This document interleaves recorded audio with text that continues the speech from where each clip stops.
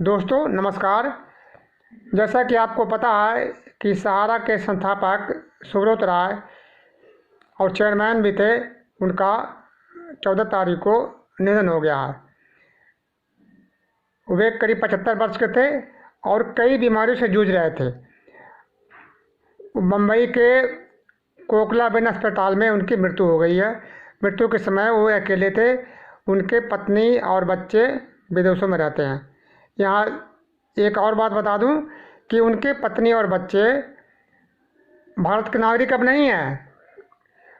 एक छोटा सा देश है मैसेडोनिया, वो तीनों वहाँ के नागरिक हैं और वहाँ के वैसा छोटा देश है जहाँ पे कि नागरिकता लेने पर वहाँ पर उसके लिए एक शर्त होता है, यदि आप वहाँ पर पूंजी निवेश करेंगे तो वहाँ आपको नागरिकता मिल जाएगी। तो वहाँ पर सहारा के 3 कंपनियों का प्रोजेक्ट चल रहा है और उसके ऊपर वो लोग काम कर रहे हैं। तो सहारा की 3 कंपनी उस मैसेडोनिया नामक देश में चालू हो रहा है, तो वो तीनों के तीनों वहीं पर हैं।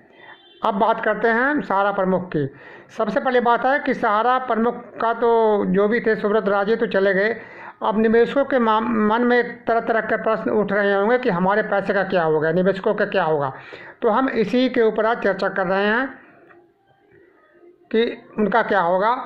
तो आप इस चैनल पे पहली बार यदि हैं तो उसको लाइक कर दीजिए, सब्सक्राइब कर दीजिए और लाइक भी करिए। जहाँ तक बात है कि सहारा प्रमुख का जन्म बिहार के अररिया ज़िले में हुआ था और वहाँ से कलकत्ता से उन्होंने पढ़ाई करने के बाद लखनऊ आ गए और वहाँ आकर के अपना सहारा छोटे मोटे फाइनेंस कंपनियाँ खोली और खोलते खोलते आज इतने बड़े कंपनी के मालिक बन गए। सहारा का लखनऊ में बहुत बड़ा सहारा सिटी है। लखनऊ के अलावा पूना में एमी वैली नाम का बहुत बड़ा सहारा हिल स्टेशन है। तो इस तरह से उनको संपत्ति की किया जाए तो अब तक जो आकलन हुआ है कि उस सहारा प्रमुख की टोटल 2,59,000 करोड़ रुपए की संपत्ति है जो अपने पीछे छोड़ गए हैं। और सहारा के निवेशकों का जो बकाया है सहारा के ऊपर में वो लगभग ब्याज समेत 86,000 करोड़ रुपए बैठता है। तो जितने बकाया है उससे कई गुना ज़्यादा सहारा की संपत्ति है। तो ये तो सोचने का तो कोई वो ही नहीं है कि आपको पैसा नहीं मिलेगा, मिलेगा, लेकिन कैसे मिलेगा बात ये है। ये जिम्मेदारी टोटल जिम्मेदारी किसकी है ये तो आपको हम बाद में बताएंगे। तो क्या हुआ कि अब जब सहारा प्रमुख की निधन हो गया तो निधन पर बहुत सारे मीडिया ने दुख जताया है, बहुत से नेताओं ने भी दुख जताया है और दुख जताते भी हैं। अखिलेश यादव ने भी उनके ऊपर बताया कि बहुत महान क्षति हुई है, बहुत बड़े उन्होंने साम्राज्य बनाया।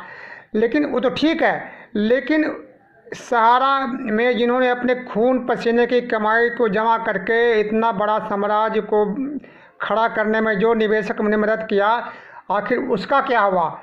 ये मीडिया वाले, ये नेता लोग, ये जनता लोग, ये जोगी जी ने भी सहारा प्रमुख के निधन पर दुख प्रकट किया है। तो क्या अब जो सहारा के जो निवेशक थे, बहुत से निवेशक ऐसे हैं जो अपने पैसे की आस में इधर उधर भटकते भटकते उनका भी अब इस दुनिया से चले गए। अपने बच्चों के पढ़ाई के लिए, अपने बच्चों की शादी के ब्याह के लिए उन्होंने पैसे इकट्ठा किए थे, एक एक पैसे जोड़ करके खून पसीने की कमाई सहारा में जमा किए थे। उनका क्या हो गया। क्या ये नेता लोग उनके लिए भी कुछ करेंगे?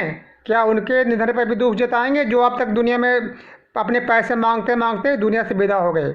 लेकिन नहीं, ये चूँकि पूंजीवादी व्यवस्था है, इस पूंजीवादी व्यवस्था में बड़े बड़े पूंजीपतियों को ही तरजीह दी जाती है। बाकी तो आम जनता इनके नज़र में कीड़े मकोड़े हैं, उनको कौन पूछता है। वही हाल है। अब एक कोई व्यक्ति है, फिल्मकार है, वो सहारा सिटी के ऊपर में फिल्म बनाने की भी तैयारी कर रहा है। लेकिन सहारा के निवेशकों के लिए भी तो सोचना चाहिए कि आखिर उसका क्या होगा। अब सवाल है कि सहारा के यह स्थिति हुआ कैसे। इन्होंने इतने बड़ा साम्राज्य जो खड़ा किया और इसके लिए ये जो स्थिति के लिए सहारा समूह के लिए जिम्मेदार नहीं है, इसके लिए उतनी जिम्मेदार सरकार है, उतनी जिम्मेदार मनमोहन सिंह की सरकार है, कांग्रेस की सरकार है, उतने ही जमात भाजपा की सरकार है। जब इन्होंने सेबी ने इसके ऊपर जुर्माना लगाया था तो करीब 15,000 करोड़ रुपए इन्होंने करीब 2012 के बाद जमा करवा दिया था, और उसके बाद ब्याज बढ़ते बढ़ते करीब अब तक सहारा समूह का 24,000 करोड़ रुपया सेबी के पास जमा है, जो सुप्रीम कोर्ट के निर्देश के आधार पर जमा है और ज्वाइंट अकाउंट में जमा है। और वो पैसा जमा किया गया किस लिए? जमीन निवेशकों को पैसा वापस करने के लिए जमा किया गया था। लेकिन सरकार की सबसे निकम्मी संस्था सेबी इतनी निकम्मी संस्था है जो 9 साल में मात्र 109 करोड़ रुपए को ही बंटवारा किया, बांट सका है। बाकी उन्हें कोई निवेशक ही नहीं मिला, उन्हें कोई निवेशक मिला नहीं। लेकिन उसका कहना भी सही है, निवेशक मिले कहाँ से? जितने भी सहारा रियल एस्टेट के या सहारा कॉमर्शियल कॉरपोरेशन के जो कॉरपोरेट्स के जितने भी निवेशक थे, जब उस पर सेबी ने रोक लगा दिया तो वो कंपनी के सारे निवेशक सहारा की विभिन्न सोसाइटियों में ट्रांसफ़र हो गए। उनमें से कुछ को पैसे पेमेंट भी हो गए और कुछ के पैसे अभी चल रहे हैं। तो अब सेबी ये कहती है कि हमारे पास तो कोई निवेशक ही नहीं है जो उसका डाटा मैच नहीं कर रहा है। अरे डाटा मैच कहाँ से करेगा? वो निवेशक तो उसमें है ही नहीं, वो तो आ गए अब सोसाइटियों में। लेकिन ये सरकार को ये भी, जब इतने लोग जो वहाँ पर कोई लेने वाला नहीं है, दूसरी तरफ सोसाइटियों के लोग दुनिया भर के हल्ला मचा रहे हैं, लेकिन उन्होंने कभी इस पर गौर नहीं किया। इन्होंने तो बस कागजी कार्रवाई देते कि कागज में तो उनके पास तो कोई है ही नहीं। अब वही हाल ठीक अब इन्होंने अमित शाह ने, मोदी सरकार ने एक पोर्टल लॉन्च किया है सहारा के निवेशकों को पैसा वापस करने के लिए। तो ठीक वही पोजीशन अब आ रहा है। अब क्या है, किसी का डाटा बेट मैच नहीं कर रहा है, तो किसी का मेंबरशिप फार्म जमा नहीं है, तो किसी का नाम में स्पेलिंग में फ़र्क है। इस तरह की छोटी मोटी गलतियाँ हो रही है। तो ये क्या है? सरकार की लापरवाही है ना। वो हैं तो सहारा के सही निवेशक हैं, लेकिन जानबूझ के सरकार इनको जोशी की टरका रही है। और जो मीडिया वाले और जो सरकार के नेतागण जो इनका सहारा के ऊपर दुख जता रहे हैं, मृत्यु पर दुख जता रहे हैं, ठीक है, दुख तो हमें भी दुख है।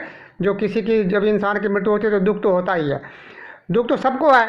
मगर दुख उन पे भी तो होना चाहिए जो सहारा के निवेशक हैं, जो अब तक दर दर भटक रहे हैं, उनको अभी तक कुछ नहीं हुआ है। इन्हें अमित शाह जी ने तो एक पोर्टल तो बना दिया, लेकिन पोर्टल पर अब आ रहा है डिफिशेंसी का मैसेज आ रहा है। डिफिशेंसी कैसे हटे? उसके लिए कुछ नहीं, पता नहीं कब हटेगा। इनके लिए मीटिंग पर मीटिंग चलेगा, पता नहीं कब इनकी कार्रवाई होगी, तब जा कर के हटेगा। क्या होगा तो बाद की बात है। लेकिन इतना तो को मैं कहूँगा कि सहारा के पास इतनी संपत्ति है कि वो पैसे आपको घबराने की ज़रूरत नहीं है। रुपये तो मिलेंगे, ये सारा के सारे जिम्मेदारी कैसे मिलेंगे, कब तक मिलेंगे, ये निश्चित है सरकार के ऊपर कि सरकार जब आपको दिलाना चाहेगी तभी मिलेगी। सहारा के इसमें कोई अब गलती नहीं रह गई है। सहारा के तो अभी भी संपत्तियाँ हैं। यदि सरकार की सही नियत होती तो अब तक पैसे मिल गए होते। यदि उसकी जगह हमारे जैसे व्यक्ति प्रधानमंत्री होता तो उसको क्या, जितने भी निवेशक हैं, जितने भी चिटफंड कंपनियां हैं, उन संपत्ति को कुर्क करके, उनको नीलाम करके, जब्त करके, किराए पे लाए, कैसे भी करके 6 महीने के अंदर में सभी निवेशकों का पैसा अब तक लौटा दिया गया होता और उन सभी को जेल में डाल दिया गया होता। लेकिन इसके लिए आप भी दोषी हैं। आप दोषी इसलिए हैं कि जाति के नाम पर, धर्म के नाम पर आप भावनाओं में बह करके ऐसी पूंजीपति को सरकार को चुनते हैं जिसमें अडानी अंबानी जैसे, टाटा बिरला जैसे पूंजीपति पैदा हो और वो गरीबों को शोषण करे, वो आपको शोषण करे और फिर आप बोलें कि हमारे पैसे नहीं मिल रहे हैं। आज क्या हो रहा है? आज भी तो यही हो रहा है। कोई जाति के नाम पर वोट बनाने की राजनीति कर रहा है, तो कोई धर्म के नाम पर वोट बनाने की राजनीति कर रहा है, और पीसेंगे आप ही। इसमें आप जनता ही पीसती है, क्योंकि इस पूंजीवादी व्यवस्था में ऐसा ही होता है। ये पूंजीवादी का बाद का सड़ा गला स्वरूप है। तो अब बात रही कि सहारा की, तो सहारा के जहाँ तक बात है, आप अभी जो आपका पोर्टल है, पोर्टल के माध्यम से ही जो अभी सरकार के जो जब तक कुछ नहीं करती है तब तक पोर्टल के माध्यम से ही पैसे मिलेंगे। और कुछ लोगों को पैसे मिले हैं, बाकी मिलेंगे भी। लेकिन इस बात का मैं सभी नेताओं से आग्रह करता हूँ, सभी नेताओं से, कि जो सहारा के श्री के निधन पर दुख जता रहे हैं, वो तो चले गए, वो तो गए ही। जो चला गया वो तो वापस आएगा नहीं।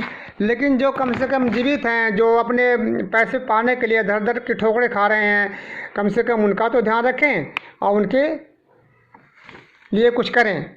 हमारा आप सभी से हाथ जोड़ करके यही प्रार्थना है। धन्यवाद।